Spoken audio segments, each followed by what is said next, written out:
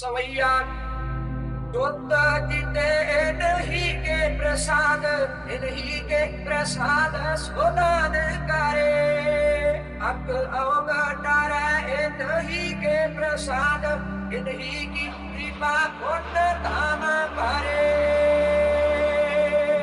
इन्हीं के प्रसाद सो विद्यालय इन्हीं की कृपा सब सत्य मरे इन्हीं की कृपा के सजे हम हैं नहीं पोसो गरीब करोड़ मरे। Waheguru Ji Ka Khalsa, Waheguru Ji Ki Fateh. Welcome to another episode of the Sikh Renaissance. Today, we dissect and refute the preposterous argument presented by self-proclaimed Sikh secularists, Western academia, and non-Sikh preachers seeking to convert Sikhs away from the truth of Sikhi to the falsity of their religions, that the Sikhi of Guru Nanak is different to the Sikhi and Khalsa of Guru Gobind Singh Ji. In one form or another, this argument has always been leveled against the Sikhs by various Hindu, Muslim, and Christian missionaries that the Khalsa of Guru Gobind Singh Ji and the successors of Guru Nanak deviated from his original principles of secular humanism, saintliness, and pacifism to chase after dynasty building and engaging in warfare. It has become more amplified over time after it was lent undue credence by MacLeod, Peshwara Singh, Harjot Oberoi, and other reformist scholars seeking to associate Sikhi with the Indian subcontinental bhakti or spiritual movement that took off in the aftermath of the Islamic invasions following the collapse of Hindu sovereignty. The core of this argument holds that here was Guru Nanak, who had a modern liberal take on all matters religion. He was against a distinct identity, feeling that such elements caused unnecessary discord in society. The words of Kavi Santokh Singh in the Suraj Prakash Granth that there is no Hindu, no Muslim, are generally used to reinforce this point. But it should be mentioned that these words are heavily taken out of context. The Guru is referring to the falsity of both beliefs and not the identity of their followers. That Guru Nanak was opposed to violence and saw the one creator Akal Purkh in all. He did not oppose other religions, but only religious hypocrisy. He was essentially a secularist and had nothing better to do other than travel around telling folks just to be good folks. In essence, 90% of Guru Nanak was to do to others what you would have them do to you, and 10% was avoiding all forms of politics to live in a very comfortable and quarantined existence from the rest of the miserable world. Right? No, wrong. Now this is where the mental acrobatics come in. How do we explain the Khalsa?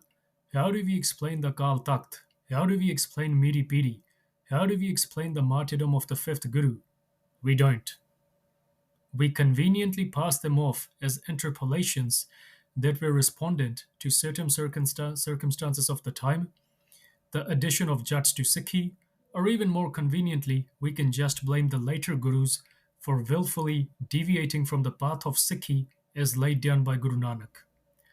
What is humorous is that this path is always defined in post-Enlightenment humanism terms, that we're all somehow more than just biologically equal, that every mental disorder that is worshipped by our society was green-lighted by Guru Nanak, that the reduction of theocracy by the modern nation-state was also supported by Guru Nanak.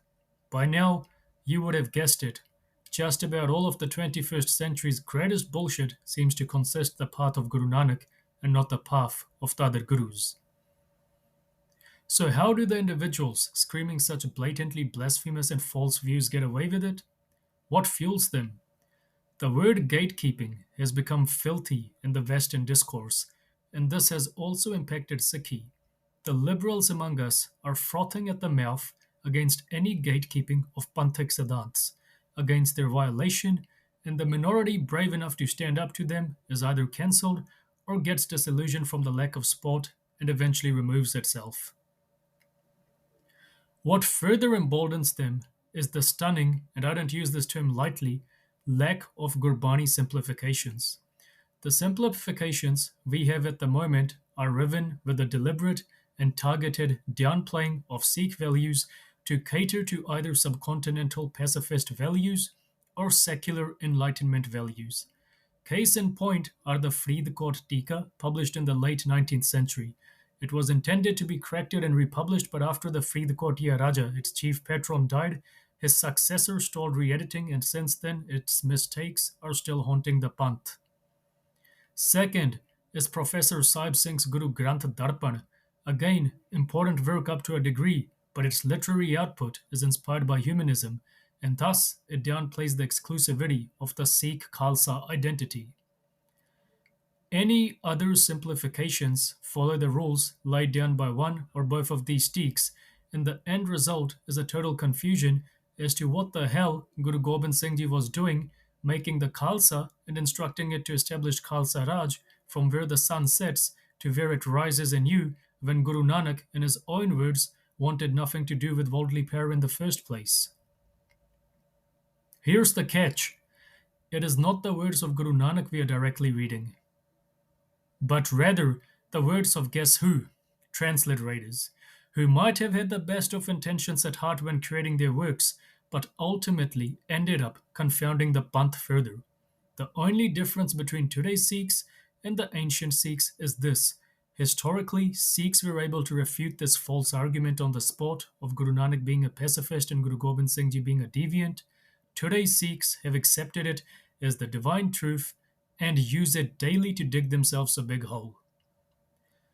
Ratan Singh Pangu, in his early mid 19th century Panth Prakash, describes that when Captain Murray met him, he expressed confusion as to how the Sikhs, who were the disciples of saintly Nanak, could destroy mighty empires and carve their own Khalsa Raj.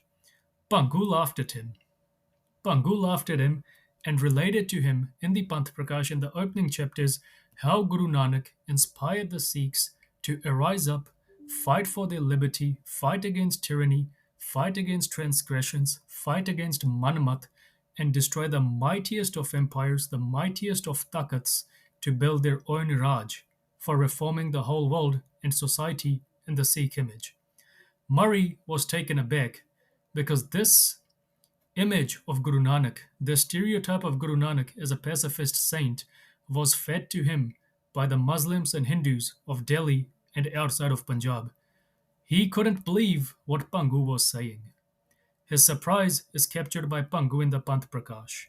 It is necessary and vital to read these ancient Granths just to see how the Sikhs of the time perceived matters and how we differentiate from them today. Murray's surprise was naturally so great that Pangu actually had to write it down. And you can sense that Pangu is having a lot of fun. He's actually having quite a lot of fun, and his humor shows at Murray's surprise as to how the hell could Guru Nanak go ahead and inspire the Khalsa. This was the main gamut of Murray's arguments, that I can't believe Guru Nanak furnished all the ideology and material for the Khalsa. How is this possible, he asks. And Pangu replies back, pretty poetically as well, but his reply has a resonance of the truth in it. Ta mali ne hum kayo, itni baat batao, singan payo raj, ke so deen kin patshaho. Right? So, Murray asked Pangu that who gave the Sikhs the power to statehood? And then Pangu replied, it was the only Sache Patsha. And Murray asks who the Sache Patsha is, Guru Gobind Singh Ji? And Pangu replies, it's Guru Nanak. Right? तसे बात में ऐसी कहो सिंगण पातशाही शाही सच दई मारी कहो सिख सच को आसान कहो शाह नानक जोई मरी कहो भयो नानक फकीरा उन शाही का क्या तदबीरा हमें कहो वही शाहीन को शाह दीन दुनी सच्चा पातशाह. Right? What did Guru Nanak know of statecraft? Guru Nanak was only a pacifist saint. This is what Murray says. But Pangu tells him that no, he was the master of Deen Dunya. right? कहे शाह तिन कई फकीर कर दिने पीरी रहो आप है बेप्रवाह ये नानक भयो शाहीन शाह जिन शाह नानक चरण पर से तिनमें शक्ति इतनी पाए चिड़ियों तो उन बाज को हाय चकलन कोलो शेर तोड़ाए जिनके कुर्दे गेड़ लख तोपन के हजारा तख्त पातशाही बहे करत तिन दसन दिन कारा भंग नुगड़ ले नाम सिर धरण जन के दासा रहे न अर्दनी जोग वो तुरत होए तिस NASA anyone who stood against the disciples, the Sikhs of Guru Nanak, no matter how strong he was, no matter what his armaments, no matter how tough his cannons, no matter how secure his fortifications, all of them were destroyed because the Sikhs of Guru Nanak had Naam on their side. Right? This is how Pangu describes Guru Nanak. What this proves is that even in the decades of the 19th century under consideration, Guru Nanak was not seen as the pacifist sage he is stereotyped to be as today. Pangu, based on his knowledge of Gurbani, and we will get to that shortly, informs Murray that Guru Nanak was the Khalsa source of power that allowed the Sikhs to vanquish the mightiest of empires and ascend to the divine Takat themselves. Note the terms he uses. Guru Nanak was the divine master of Deen Dunya, Deen Duni, faith and world. This is an important point we will return to later in this episode.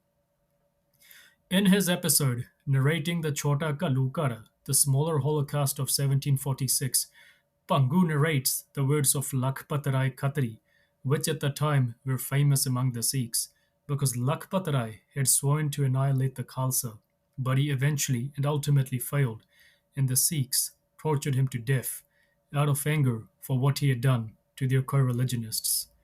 Lakhpat and his brother Jaspat were also prominent and responsible for the Shahidi of countless Singhs, including Pai Mani Singh Ji. So when the Singhs slew Jaspat Rai in Aminabad, Lakhpat was very aggrieved, and this is what he did. Yeyo baat Akhpat suni, Lakhpat suni, Dig Nawab de pag dhar, Fer aan me bayoge singan ka panth gar.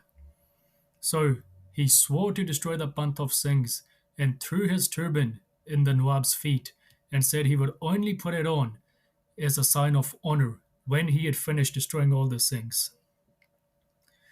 Yeo Partagya Khatri Kari Maro Singh Khar Itahi Kari Es Bachan Sun Nawab Uchara Kharcho Darb Le Mera Sara. So when the Khatri, Lakhpat Rai, because he was a Khatri, and this is an important point, when the Khatri swore to annihilate the Singhs, the Nawab ordered his forces to align with him and told his bankers to give him all the financial help he needed. So this is a case of a Hindu Sanatani Khatri and a Muslim uniting to destroy the Sikhs. So what does Lakhpat Rai say again? Yeh panth fadl fadlai, Khatri jaat sokin, मैं अब खतरी तो रहा पंथ गड़ावो दीन. Right? So Lakhpat Rai says that this panth, this useless panth, was started by a foolish Khatri, Nanak, and now he, Lakhpat Rai, a Khatri, would restore the honor of Khatris by destroying this panth of Singhs by either converting them to Islam or sending them the same way as their gurus, who they call shaheeds. So there's more. यह उस्तंद एक खतरी कयो नाम खालसो जगत सुनायो मैं भी खतरी तो कहावू पंथ खालसो दूर करावू नवाब पास यो कहो हंकार नवाब कयो यह अच्छी कार मुख्तियार फौजन के लखू कयो लश्कर सब टके संग देओ.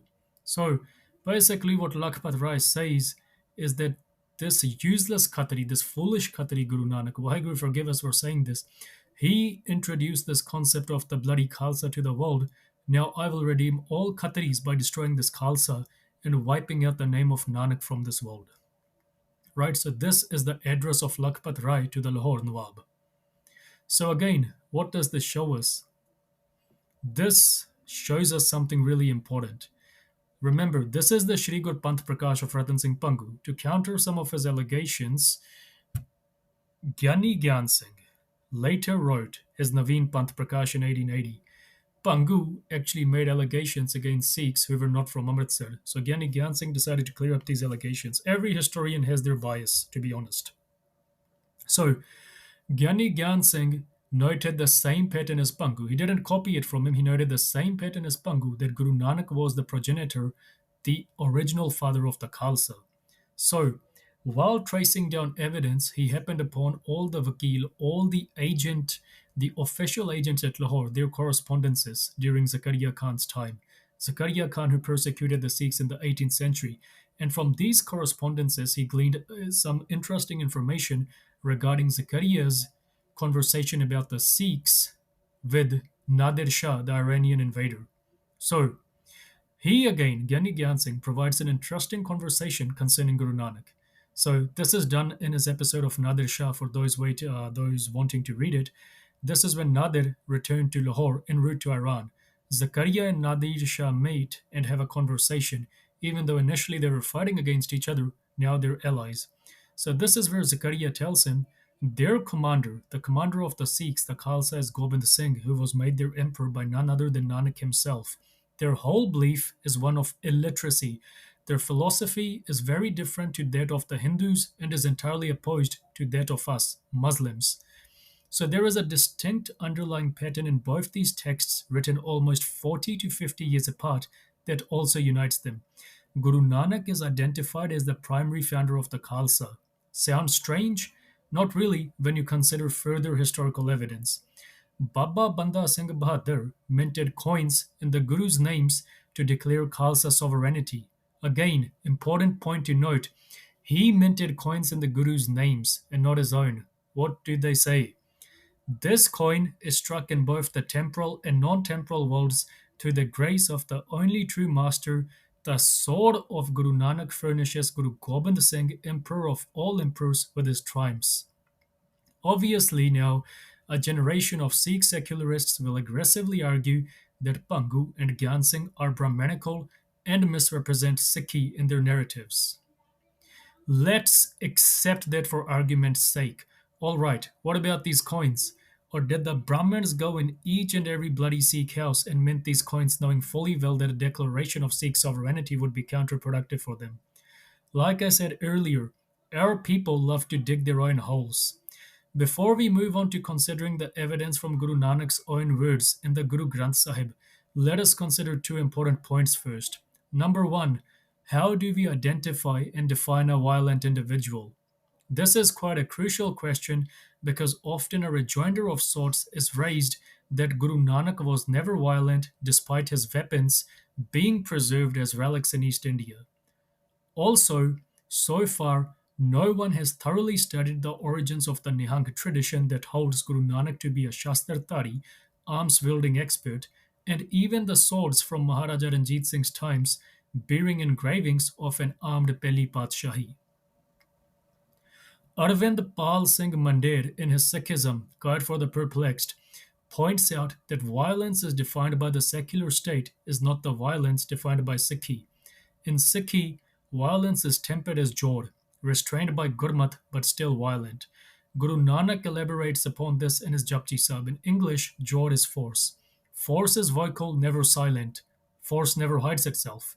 Force is never asked for nor given. Force is not a trading commodity. Force is neither alive nor dead. It is not sentient. Force is not in reigning supreme nor materialism. Force is not found in riches or kingship. Force is not in contemplation. Force is a practicality and not a theory. Force is not a means of reclusion. Force is not ascetic. Observe how the one who has force in his hands uses it. Watch how Vaheguru, who creates and installs force in us, uses it. Nanak, none is high nor low. So, in terms of force, as this body discusses, with commentary provided by me, force, none is too high for force, none is too low, everyone has it. The capability for it is installed in everyone. This is a divine capability. It's just a matter of how we use it. Mandir makes the valid point that violent expression alone is not the only means of deciding who is violent or not. Rather, it is their acknowledgement of their capability for violence and the condoning of violence, irrespective of whether they get the opportunity to use it or not, that should classify them as violent or not. So, to use an illustrative example, General Eisenhower, the American commander who led the entire Allied invasion of Europe, never saw combat in his life. He wasn't a warrior general or even an experienced veteran. The man was a logistics officer for most of his working career. Nonetheless, when push came to thrust, Eisenhower led the Allies to victory at the macro level. Was he any less sportive of violence, or was he any less violent than the soldier on the battlefield? If your answer is no, then you're correct. So, why the double standards when it comes to Guru Nanak? Who exactly are we trying to appease by lying about Guru Nanak not being a condoner of force? Number two, is Sikhi inherently violent? The terms violence and violent create an impression of brutal, unrestrained savagery because this is how we have been conditioned to view them. In reality, they're impartial, beyond our feelings. Is Sikhi inherently violent? Yes. Even in the spiritual sense, it is violent. It demands the total annihilation of the egoistical lower self and annihilation of all attachment with family and ancestry for acceptance. In return, the Gurus metaphorically immolate their own Guruhood by making the Sikh, a Khalsa, a member of the Guru Panth Khalsa, the fraternity of Orthodox Sikhs retaining the same divine prerogatives as them, but with the precondition of not being able to change their philosophy. Thus, Sikh mysticism is violent in its own natural self. So, moving on, let us divide the words of Guru Nanak and words about him in Gurbani of Guru Granth Sahib in four sections. Section 1, identity. Section 2, meeri piri. Section 3, resistance. Section 4, violence. So, what was Guru Nanak's view on identity? Did he reject it? A lesson for the idiots who argue yes, in Guru Nanak's own words. Jis chal nidhi, karan tum jag ai, so amrit gur pahi jio. Chado ves pekh chatarai, dobda eho fal nahi jio. So, what does it say? The purpose for which the life giving power has bequeathed you this existence, that ambrosia can only be obtained through the divine wisdom of the Guru Granth Sahib. Renounce the disguise of forms, born through your arrogant wit, for the doubt it seeds is not the culmination of your existence. This Shabad is found on Ang 598 of Guru Granth Sahib Ji and is by none other than Guru Nanak himself. So the term Ves means form, the term Pek means disguise. When positioned together deliberately as Guru Nanak has done in this verse of his, they refer to the disguise of forms or the duplicity of individuals who adopt a physical form without conforming to its interior principles that institutionalize it. Note that the verse does not denounce or deny either appearance, form, or identity. It does not comment on physicality. It only underscores the ignominy of adorning a specific apparel without living its associated expectations, much as a fraud adorns a soldier's uniform but is found wanting on the field of battle in combat. We now come to Meri Piri.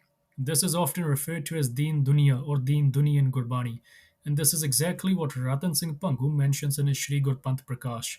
An earlier testimony of Guru Nanak being the progenitor of Deen Dunya can be found within the Guru Granth Sahib itself, predating even the Guruship of Guru Har Gobind Sahib Ji, the sixth Guru who is usually said to have introduced Meri Piri within Sikhi as an innovation. So these are the words of Pat Kal or the ministerial Kal. The Sikh Pats, it should be remembered, totaled 11 in number and were associated with the early five Gurus, while hagiographies that are Sakhis provide highly ludicrous tales of their origins. A more down to earth theory is that, like other early Sikhs, they happened upon the Sikh ethos and were employed by the Guru as religious minstrels. They traveled far and wide, preaching and converting hundreds to Sikhi, if not thousands, and also rendering their own compositions in praise of the Gurus. Some of them also fell fighting as martyrs in the battles of Guru Har Gobind Sahib Ji. A select portion of their writings were appended by Guru Arjan, the fifth Sikh Guru, to the embryonic Guru Granth Sahib to provide historic and philosophical corroboration about the Sikh ethos and the Sikh Gurus. Among them were Khal's verses in praise of the first five Gurus. His words on Guru Nanak are quite distinctive and also substantive of how Sikhs of the time perceived Guru Nanak. ਗਾਵੇ ਕਪਿਲ ਦਾ ਆਦ ਜੁਗੇਸਰ ਅਪਰੰਪਰ ਅਵਤਾਰ ਵਾਰੋ ਗਾਵੇ ਜਮਦਗਨ purse ਰਾਮਸੁਰ ਕਰ ਕਥੋਰ ਰਗ ਤੇਜ ਹਰਾਇਓ ਉਡੇ ਅਕਾਰ ਬਿਦਾਰ ਗੁਣ ਗਾਵੇ ਸਰਬਤਮ ਜਿਨ ਜਾਣਾਇਓ ਕਬੇ ਕਾਲ ਸੂਜਸ ਗਾਵੋ ਗੁਰੂ ਨਾਨਕ ਰਾਜ ਜੋਗ ਜਿਨ ਮਨਾਇਓ. Kapil Das sings of Jogeshwar, who he believes to be the true avatar. Jamdagan and his son Parsuram sing of the one they believe to be infinite. Akrur and Bidar sing of the one they deem to be the soul of all. But Kal sings only of Guru Nanak, who has shown us the way of Raj Jog. This Shabad is found on Ang 1389 of the Guru Granth Sahib. What is intriguing is that Kala repeats the term Raj Jog 3 times within the space of a few following verses. What is Raj Jog? Our current simplifications of Gurbani supplant the Ja with Ya and render Jog into Yog to argue that Guru Nanak was a practitioner of Raja Yoga, or kingly equipoise, in which the soul is rendered detached from the world, a semi-morbid state. But in reality, Raj Jog in Gurbani refers to the seemingly irreconcilable paradigms of temporal authority Raj and spiritual preeminence Jog. Kal basically states that Guru Nanak united both spiritual and temporal authority by ironing out any internal contradictions. The spiritual paradigm was not one of asceticism, but cultivating virtue under hukam to become ethically and morally preeminent, enough to take over temporal authority. In short, good men make themselves good and take over the world to impose their own version of goodness on it to stop it from self destructing. This is exactly what Pat Kal says about Guru Nanak, that this is how he inspired his Sikhs. So, now we come to resistance. What did Guru Nanak think of resisting evil? Now, this is where the age old trick of spiritual versus literal is brought out to argue that he was talking about internal evil. In reality, his words speak for themselves. They provide the real context and not secularism as to what Guru Nanak is talking about. So, Guru Nanak decries cowardice by using the example of Sanatani Hindus in his Asa Divar. He illustrates how they betray the noble ideals of justice and retribution against wrongdoers. Neel Vastar Pahar, Hovo Parvano, Maresh Tan, Le Puj Purano, Abhiakya Ka Kutha Bakra Khano, Chonke Uppar Kese Na Jana. So, the Hindus, they adorn the Islamic blue apparel to make themselves acceptable and more appealing to their conquerors. They consume the food thrown at them by the spiritually unclean Muslims, but still go home and read their Puranas and discuss pollution and non pollution. They consume the goats slaughtered via halal that have spiritually unclean prayers read over them in barbaric tongues, but still they have the audacity to disallow others from entering their sacred squares, saying that they will be spiritually polluted. In reality, the Hindus are already spiritually polluted and they can't get any more polluted because they're polluted by the germs of being cowards. The implications of this Shabad are clear. Where is the resistance, Guru Nanak is asking? He's already clarified his stance on the importance of identity, on the necessity of force, and now he talks about resistance. Where is the resistance and the retribution necessary for preserving human dignity and human liberty? How long will you stay practicing your rights, your way of life in secret hypocrisy? When will you rise to regain and protect your freedom? If it's any consolation, Sikh secularists have no reply to this either. Regarding violence, we have Guru Nanak's mandating of Jor in the Japji Sahib, but let's also consider two other Shabads. One of them is a lengthy Shabad which is found in what is known as Babar Vani. So, for brevity's sake, let's skip straight to the English translation. The one maker has formed both Khurasan, Persia, and Hindustan, the subcontinent, alongside the rest of creation. The residents of Hindustan fear those of Khurasan. The cowards have no one to blame but their own insipid selves for their fear. Yet they cast around to pin the blame on another, and this is why the Mughal tyrant crushes them underfoot. The cowards make their conscience the first casualty of conflict. They feel no grief at the calamity befalling them and their fellows. You, the true maker, are the providence which provides for all. When one comprehends this fact, they become powerful. When another power attacks such a powerful individual, then the target does not fear the aggressor in their minds, for they have become as equally powerful. But the cowards, they die a conscientious death and have only themselves to blame for their lot in life. They moan about like weak herdsmen. The drill like conscience is silenced by obsession with illusory pursuits. Once silenced, then one becomes a dead dog while living. Unable to express concern at anything, the mind attaches, the mind separates. This is its greatness, but if one uses such a miraculous mind to claim virtue, yet indulge in hypocrisy, then they're nothing but insects in their maker's gaze. Die and die again to acquire something in life. This is the glory of the true Naam. So this is from the Guru Granth Sahib, Ang 360. So Guru Nanak proclaims here in his famous Babar Vani that the victims of religio-political tyranny must arise and visit retribution upon their tormentors. The central theme is forbearance, but on the path of pursuing justice, death before dishonor. This is what the Guru underlines. The bond with a fool is one of a fist in the face. This is from Anga 143 of the Guru Granth Sahib.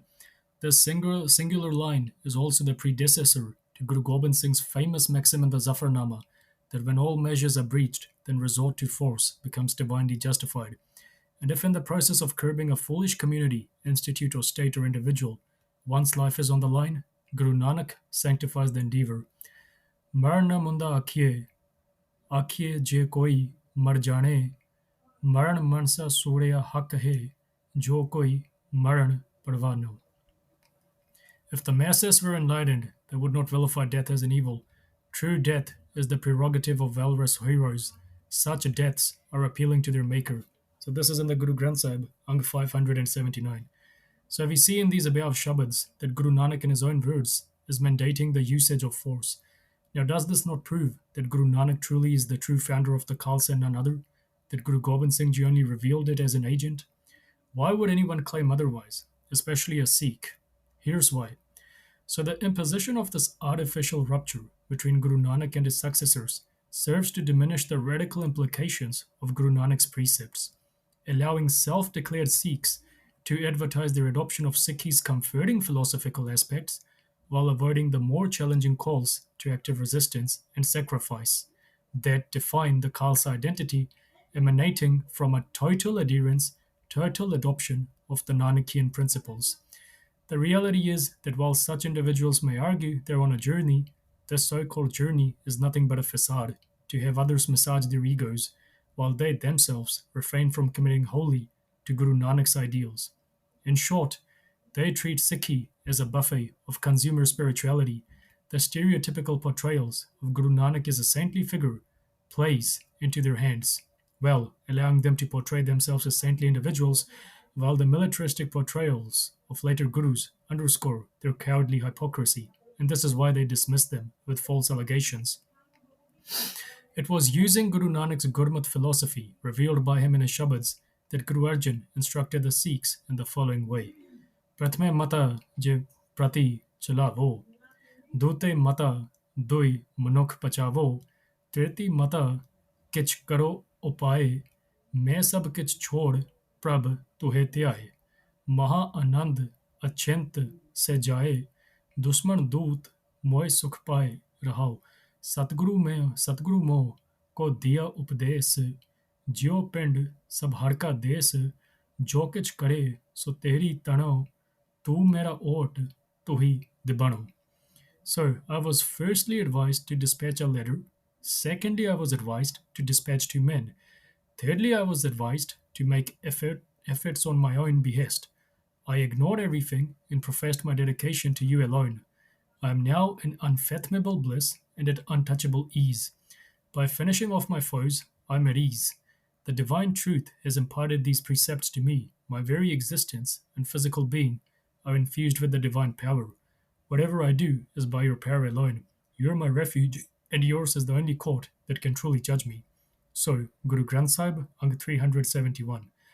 Now, while some historians and Sikh theologians have argued This verse refers to Guru Arjan's conflict with Muslim Suli Khan, who died in a freak accident while en route to slay the Guru. The Shabad itself does not confirm anything like this. It clarifies that the Gursikh, the Khalsa, never concedes on vital principles and remains unwavering in its commitment to their victory. The Khalsa does not fight for personal self-aggrandizing desires. Rather, it fights for the upkeep of its sacred ideals. It does not concede any ground to the foe, though it might strategically find this occasionally. The Guru was advised to placate his foes by offering his apologies and surrendering to them. He was initially advised to send a letter of surrender. He refused. Then he was requested to send 2 envoys. He refused. Then he was told to approach his foes in person. He again refused. Rather, he, in his own testimony, planned out his own strategy for the triumph of Guru Nanak's ideals. There is no question here of Akal Purkh interfering to protect the Guru from harm, as many charlatans claim.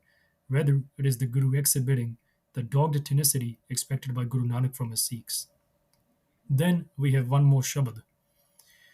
Har Bhagat ka asra aan nahi thao, tan dabaan parvan tan, Prabh tera nao.